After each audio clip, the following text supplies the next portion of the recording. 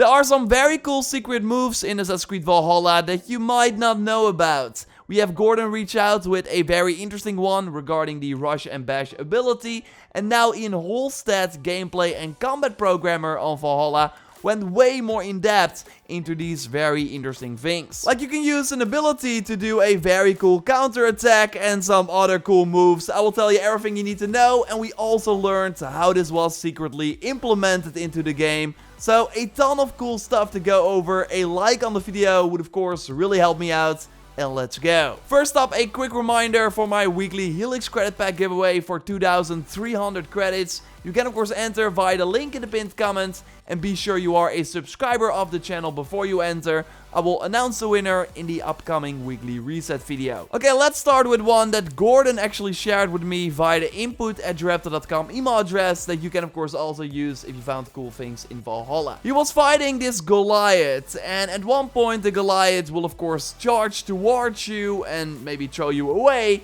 but if you do the rush and bash ability at the right time, then you get into this struggle where you have to hit both the shoulder buttons to win, and then you instantly stun the Goliath. So then you can instantly deal a ton of damage, but not insta-kill him when the Goliath was still full health.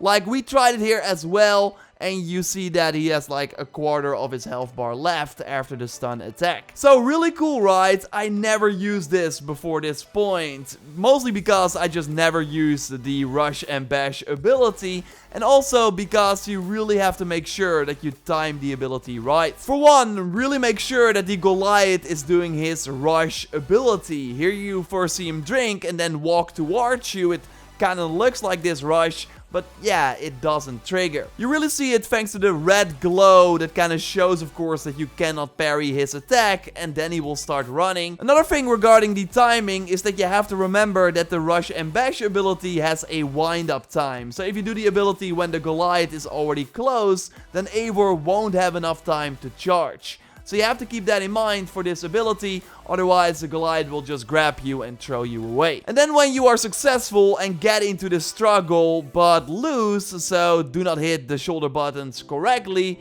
then instead of stunning the Goliath, he will be throwing you in the air, so you take a ton of damage. It's kind of risk-reward in a way, which I really like. And it's only a secret move. Like, I did not know about this until Gordon reached out, but the fun thing is that it's not really that secret, because it is actually noted as a hint and weakness for the Goliath in his codex page, which basically confirms, as we kind of already knew, that nobody really reads these codex pages. And what is really cool is that Ian also shared some behind the scenes info, like how was this put together and how did it end up in the game.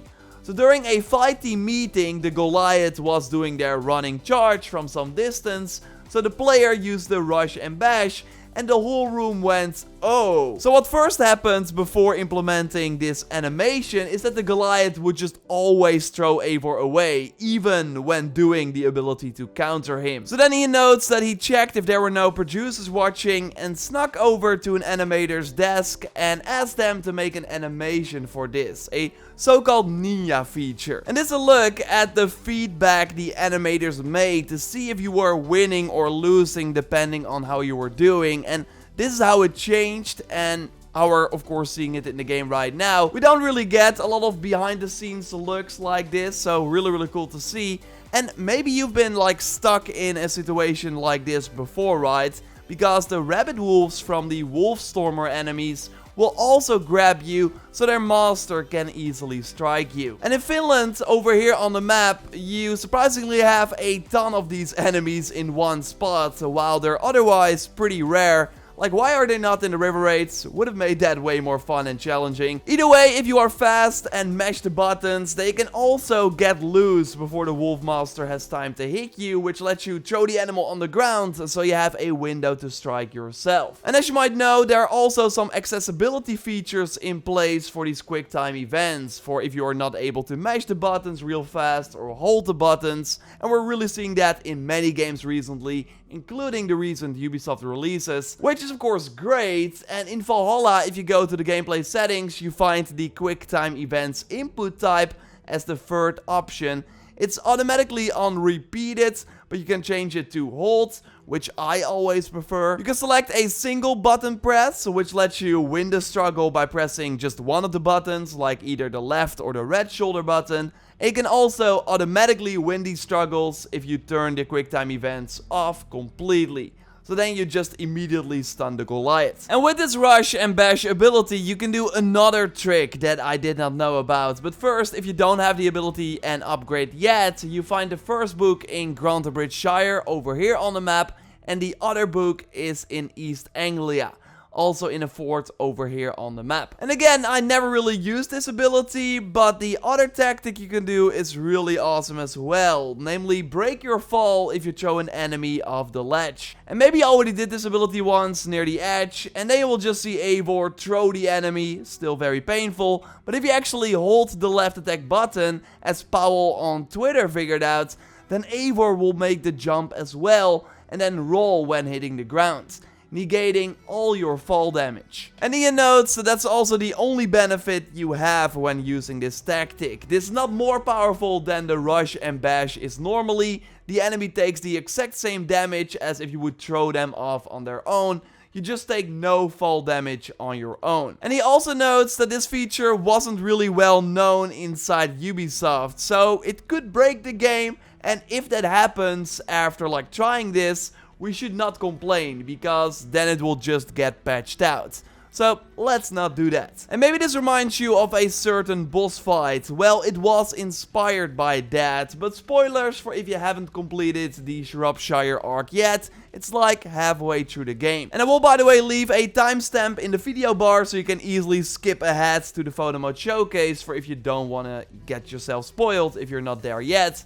Okay, you're still here. It's of course regarding the Ivar boss fight, and I already did a ton of side content, so I was pretty OP by that point, kind of throughout the whole main story. So I did skip like a ton of the cool animations. For one, I pushed him off the edge here, and then just followed up with a fall heavy attack. But then later, Ivar would grab me and throw me off the edge himself, which kind of looks like the rush bash fall, but then used against you. But Zanar Aesthetics on YouTube did use the ability against Ivar, like that was the intention, because the boss was of course on multiple ground levels. But Ian wanted it for the other enemies in the game as well, and first as a reward from this boss fight, but that was too hard to implement thanks to how you of course earn abilities in the game. So they decided against it, but Ian already put this feature in the game for other enemies, so they just left it in there. So that's also why he cannot like say for certain that it will not like get you stuck or anything. So make sure you save often when you use this. And let's not complain about it, because otherwise it might be removed. And I'm really happy that it made it into the final game, because it looks awesome and breaks your fall. And I'm for anything that negates fall damage in these enormous games with a lot of mountains. Because of course our previous tactics were all removed. I will leave a link to the tweets from Ian in the video description, so you can get more details if you want. And totally subscribe of course for way more Valhalla content. There was more that he shared that I might do a video on as well in the future. And I got a ton of other cool stuff coming your way as well. So totally subscribe to miss nothing. A like on the video would of course really help me out. And totally check out my previous video on the current weekly items Redda is selling with some really cool stuff. So get it before it's gone. You can watch it by clicking on the screen, or I will link to it at the end of our photo mode showcase that we of course like to do here at the end of every Valhalla video.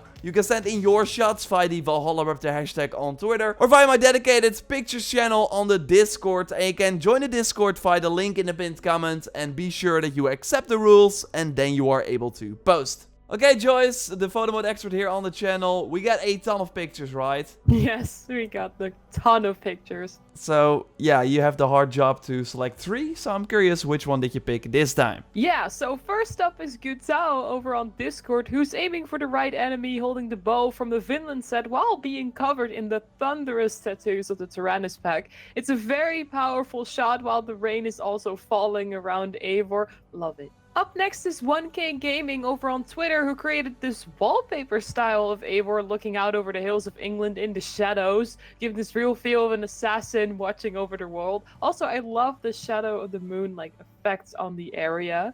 Really cool. Yeah. What do you feel about like logos? Because I think the logo here, yeah, I would have preferred it to not have it there, but Maybe up top, maybe. Yeah, okay. Fair enough. And finally, we've got Ryotic Gamer also on Twitter, where Eivor is ready to fight Oh. fire with ice, wearing the Niflheim set while fire is surrounding him. And is it my imagination, or are there a pair of burning eyes Well, watching there in the distance? Maybe it is the Dragon DLC. It's finally coming. Oh, no. Yes. No, really, really cool. This might be actually a cool background. Might look into that. So thanks everyone for sharing. Of course, share your shots and then maybe you will be in the next video. Subscribe for more Valhalla content. And to check out our previous video by clicking on the screen. For now, we will speak to you next time and goodbye.